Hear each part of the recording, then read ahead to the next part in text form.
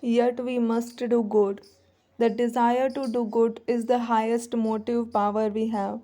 If we know all the time that it is a privilege to help others, do not stand on a high pedestal and take 5 cents in your hand and say, "Here, my poor man," but be grateful that the poor man is there, so that by making a gift to him, you are able to help yourself. It is not the receiver that is blessed, but it is the giver. Be thankful that you are allowed to exercise your power of benevolence and mercy in the world, and thus become pure and perfect. All good acts tend to make us pure and perfect. What can we do at best?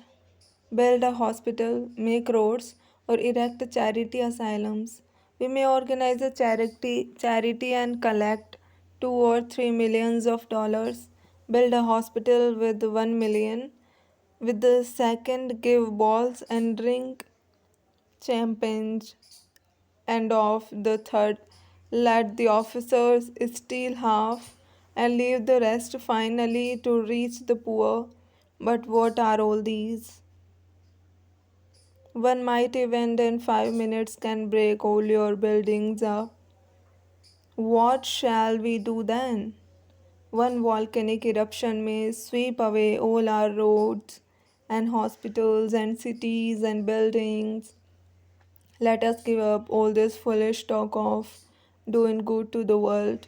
It is not waiting for your or my help, yet we must work and constantly do good because it is a blessing to ourselves. That is the only way we can become perfect. No beggar whom we have helped has ever owed a single cent to us. We owe everything to Him because He has allowed us to exercise our charity on Him. It is entirely wrong to think that we have done or can do good to the world, or to think that we have helped such and such people. It is a foolish thought, and all foolish thoughts bring misery. We think that we have helped some man and expect him to thank us, and because he does not, unhappiness comes to us. Why should we expect anything in return for what we do? Be grateful to the man you help. Think of him as God. Is it not a great privilege to be allowed to worship God by helping other fellow man? If we were really unattached, we should escape all this pain of vain expectation and could cheerfully do good work in the world. Never will unhappiness or misery come through work done without attachment. The world will go on with its happiness and misery through eternity. There was a poor man who wanted some money, and somehow he had heard that if he could get hold of a ghost, he might command him to bring money or anything else he liked. So he was very anxious to get hold of a ghost. He went about searching for a man who would give him a ghost, and at last he found a sage with great powers and besought his help. The sage asked him what he would do with a ghost. "I want a ghost to work for me. Teach me how to get hold of one, sir. I desire it very much," replied the man. But the sage said, "Don't disturb yourself. Go home." The next day, the man went again to the sage and began to weep and pray, "Give me a ghost. I must have a ghost, sir, to help me." At last the sage was disgusted and said, "Take this charm, repeat this magic word, and a ghost will come, and whatever you say to him, he will do. But beware, they are terrible beings and must be kept continually busy. If you fail to give him work, he will take your life." The man replied, "That is easy. I can give him work for all his life." Then he went to a forest, and after long repetition of the magic word, a huge ghost appeared before him and said, "I am a ghost. I have been conquered by your magic, but you must keep me constantly employed. The moment you fail to give me work, I will kill you." The man said, Build me a palace.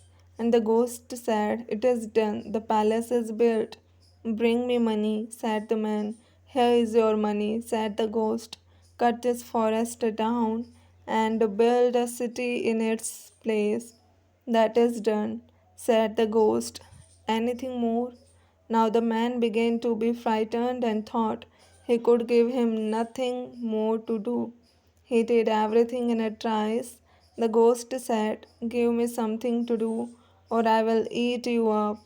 The poor man could find no further occupation for him, and was frightened. So he ran and at last reached the sage and said, Oh, sir, protect my life.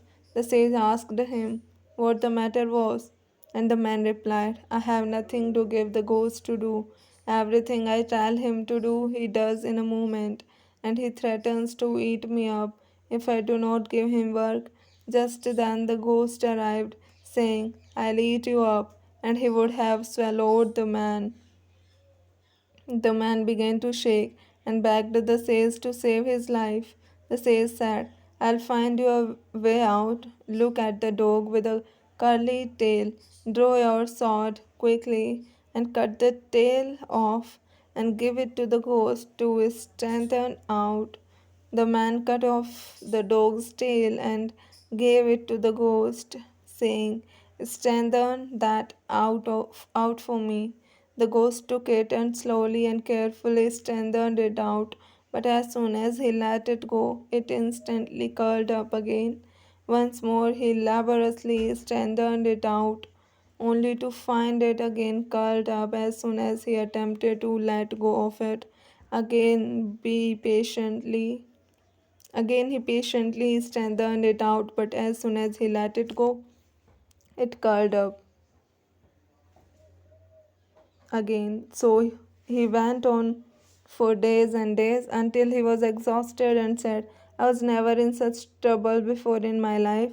I am an old veteran ghost, but never before was I in such trouble. I will make a compromise with you, he said to the man. You let me off, and I will let you keep all I have given you, and will promise not to harm you. The man was much pleased and accepted the offer gladly.